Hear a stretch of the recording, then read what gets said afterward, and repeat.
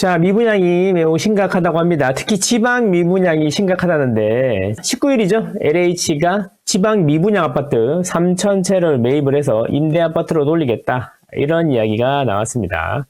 자, 그러면 지방은 이렇게 힘든데 수도권 같은 경우에는 우리가 괜찮은 걸로 알고 있잖아요. 생각보다 경기도의 미분양이 매우 심각합니다. 그래서 그 이야기 한번 해보도록 하겠습니다. 아파트는 망고잼.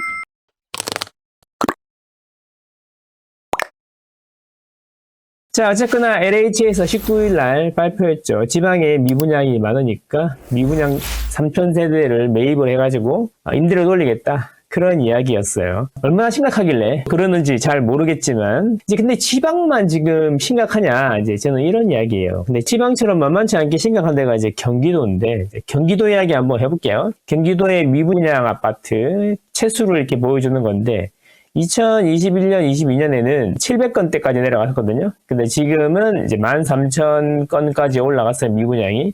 그래서 2021년 대비로 보면은 한 16배 정도 늘어난 겁니다. 그래서 이게 생각보다 경기도도 미분양이 심각하다, 이런 이야기를 드리고 싶은 거예요. 물론 경기도는 여러 번 말씀드리지만 지역이 4개 넓게 분포되어 있고 서울이 한가운데 딱 자리 잡고 있어가지고 경기도는 이제 4개 권역으로 이렇게 찢어져 있는데 권역마다 또는 시군구마다 상황이 많이 다르긴 해요. 어쨌든 심각한 곳들이 많다라는 겁니다. 경기도도. 그래서 이제 미분양 같은 경우에는 우리 아파트 시장을 바라볼 때 아주 중요한 신호를 주는 거예요. 신호. 미분양이 많으면 수요가 공급을 못 따라가는 거 아닌가 이렇게 판단할 수 있다는 거죠. 예를 들면 요즘 아파트를 공급을 할 때 우리나라는 선분양을 하죠. 땅만 확보하면 분양을 일단 하고 분양받은 사람들이 계약금 내고 중도금 내고 하면 그 돈 받아가지고 착착착착 공사를 진행한단 말이죠. 이렇게 하면은 전체 공사비의 일부만 있어도 시공사들이 공사를 진행할 수가 있다는 거죠. 그래서 우리는 이렇게 선분양 제도를 활용해서 적은 돈으로 공급을 여러 개 할 수 있게 정책을 쓰고 있단 말이에요.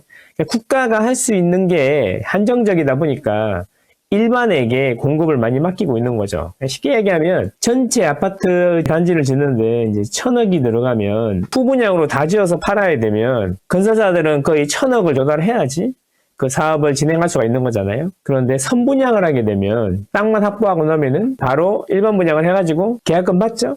그 계약금 받아가지고 공사 진행하고 또 중도금 받죠? 중도금 보통 6번 내니까 착착착 받아가지고 진행을 하면 되기 때문에 1,000억짜리 단지를 짓는데 1,000억을 다 초반에 조달하지 않아도 사업을 진행할 수 있다는 거죠. 이게 선분양 제도인데 선분양 제도는 이제 문제도 많긴 하지만 민간 주도로 공급을 하는 우리나라 시스템에서 공급을 늘리기 위한 고육지책 정도로 보시면 되겠습니다. 자, 그래서 선분양 제도로 해서 분양을 하고 집도 없는데 이제 파는 거죠. 종이 하나 받았다가 나중에 입주할 때 그 분양권을 보여주면 제일 마지막에 들고 있는 사람한테 집을 주는 거죠. 그러니까 어쨌거나 이 분양을 해서 나중에 입주를 하게 되면 이제 공급이 되는 건데 그래서 이제 분양을 많이 했는데 사람들이 분양한 걸 아파트를 안 사요. 그러면 이제 무슨 소리냐? 공급은 많은데 수요가 공급을 못 따라가. 그러면 이제 미분양이 쌓이겠죠. 분양을 했는데 안 팔리니까 미분양이죠. 형광색을 보시면 이 시기에 엄청나게 미분양이 많았다는 거죠. 그때 보시면 이게 남색이 경기도의 매매지수예요. 아파트 매매지수. 매매지수 보시면 여기 정점에서 이렇게 꺼지고 있다는 거죠. 가격이 계속 내리고 있죠. 그래서 미분양도 보면은 급정한 다음에 점점 늘어가지고 피크를 찍고 이제 내려오기 시작하는데 이제 이때부터 보시면 가격이 반등하기 시작합니다. 이렇게. 그죠? 반등하기 시작하죠. 미분양이 다시 올라갔다가 이제 줄어들기 시작하는데 길게 보면 여기 고점을 연결해 보면 2013년부터 해가지고 미분양이 추세적으로 줄어들었고 2021년이 최저였단 말이죠. 그래서 서서히 가격도 따라 오르다가 2020년, 21년이 되면 피크를 치고 다시 미분양이 늘어나기 시작하니까 가격이 떨어진다라는 거죠. 지금은 또 이제 미분양이 계속 늘어나고 있는데 그러니까 가격이 주춤하고 있다. 이렇게 보시면 되겠습니다. 그래서 미분양이 늘어난다는 이야기는 아파트 시장에 좋은 이야기가 아닙니다. 그래서 지금 미분양이 많은 곳은 조심해야 된다. 이런 이야기죠. 수요와 공급 측면에서 보면 그렇다는 겁니다. 그러면 경기도에 미분양이 많은 곳은 어디일까? 그런 쪽에 내 집 마련을 하시거나 그쪽 기다렸다가 떨어지면 사야겠다. 이런 분들은 이제 그런 쪽에 관심을 많이 가지시면 좋겠죠. 아파트는 망고잼.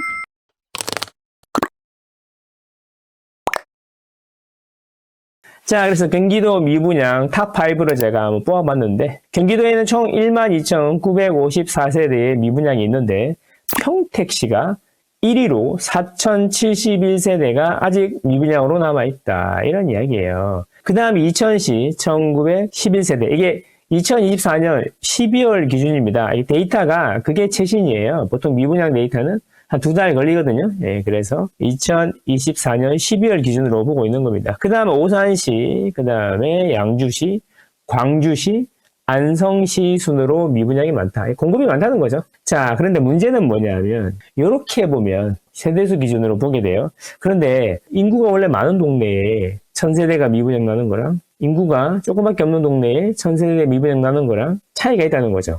단순하게 이렇게 세대수만 봐서는 안 되고 세대당 미분양을 보는 게 좋습니다. 뭐냐면 그 동네에 세대수가 1000세대가 있는데 10세대가 미분양 난 거하고 그 동네에 세대수가 100세대가 있는데 10세대가 미분양 난 거는 천지 차이죠.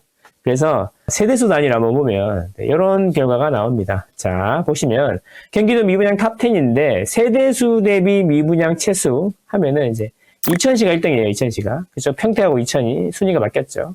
그래서 이천 같은 경우에는 전체 세대수의 1.83%가 미분양이라는 겁니다. 자, 평택은 전체 세대수의 1.47%가 미분양이다. 세대수 대비로 보면은 평택보다 이천이 더 심각하다. 이렇게 되는 거고, 오산이 0.96%, 그 다음에 가평군. 가평군은 252세대밖에 안 되지만, 인구가 적기 때문에, 세대수가 적기 때문에 252세대로 이게 4위에 랭크가 되는 겁니다. 양주시는 0.64, 안성, 광주, 동두천, 그리고 광명시가 나왔죠. 광명시 같은 경우에는 360세대가 미분양인데 세대당 미분양이 0.31% 정도 됩니다. 보통 세대당 미분양이 0.3을 넘어가면 좀 많다. 이렇게 보통 이야기를 합니다. 그 다음에 의정부시 이렇게 되겠습니다. 그러면 이런 것들은 지금 당장 상승하기에는 쉽지 않겠죠. 왜? 공급이 많으니까. 그래서 미분양 데이터를 보시면 그 동네의 분위기를 알 수가 있다. 특히 이제 양주시 같은 경우에는 중공업 미분양이 303세대로 경기도에서 가장 많다. 이런 부분이 중요하다라는 겁니다. 그래서 이런 것들은 내 집 마련을 당장 하시기보다는 조금 기다리셨다가 하시는 게 좋지 않을까 이런 생각이고, 그리고 이제 미분양이라는 게 해소가 계속 안 되고 있으면 할인이라든지 여러 가지 혜택을 주거든요. 그러면 적절한 시기에 미분양이 빠르게 줄어들고 있는 그런 시기, 아직 남아있는 미분양이라든지 그 지역에 입지가 좋은 곳에 아파트를 관심 가져보시는 것도 괜찮습니다. 무슨 이야기냐면 여기 보시면 여기 미분양이 산을 이루고 있는데 미분양이 빠르게 줄어들잖아요. 빠르게 줄어들면 가격이 반등을 한다는 거예요. 이렇게. 그리고 미분양 숫자가 절대적으로 적다. 이렇게 되면 무슨 이야기예요? 공급을 하는데 수요가 바로바로 공급을 따라간다는 이야기잖아요. 그래서 보시면 가격이 급등하고 있지 않습니까? 이런 것처럼 미분양이 초기에 빠르게 줄어들 때가 그 지역의 매수 타이밍이 될 수도 있다. 이게 되게 중요한 포인트가 되겠다라는 겁니다. 이런 걸 좀 알고 있으면 좋죠. 그러니까 미분양이 단순히 많다, 적다 이런 걸 떠나서 세대당 미분양이 많은지 적은지, 그리고 미분양이 정점을 찍었다가 빠르게 줄어들고 있는지 이런 게 매우 중요한 포인트가 될 수 있다. 그런 말씀드립니다. 아파트는 망고잼.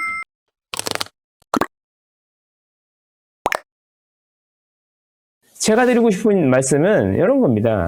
자, 경기도의 지도에다가 미분양을 표시해 봤는데 아까 말씀드린 대로 0.3 이상이면 빨간색으로 해봤고 0.3 이하면은 파란색으로 해봤는데 빨간색이 지나면 미분양이 매우 심각한 거고 파란색이 지나면 미분양이 거의 없다고 보시면 되겠습니다. 보시면 이천, 안성, 평택 이런 곳은 미분양이 매우 심각하다라는 걸 우리가 알 수가 있어요. 자, 그런데 이제 이런 생각을 한번 해보죠. 그럼 서울에는 지금 분위기 좋은데 미분양이 없냐? 이런 생각을 할 수 있지 않습니까? 서울도 미분양이 많으면 분위기가 안 좋을 건데 서울에 그래서 미분양 현황을 한 번에 제가 색칠을 한번 해봤습니다. 서울 같은 경우에는 이런 상황이다라는 겁니다. 이게 무슨 의미죠? 파란색인데 적정 미분양 대비 엄청 미분양이 없다라는 거예요. 자, 그래서 서울은 거의 미분양이 없는 상태다. 거의 모든 구가 그렇다라는 겁니다. 그럼 이렇게 보면 여러분 어떤 생각이 드시나요?